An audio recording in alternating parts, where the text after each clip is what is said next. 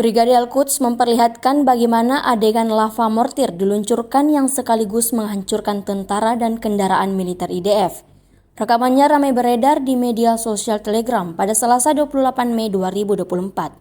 Pertempuran Hamas dan Israel yang memanas sejak 7 Oktober 2023 kemarin masih terus memanas sampai saat ini. Baru-baru ini di selatan kota Rafah, tentara Israel kembali datang menerobos. Mengetahui hal tersebut, pejuang Al-Quds sigap mengambil tindakan, seperti yang terlihat dalam rekaman. Di 3 titik sekaligus, pejuang Al-Quds meluncurkan rentetan serangan mematikannya.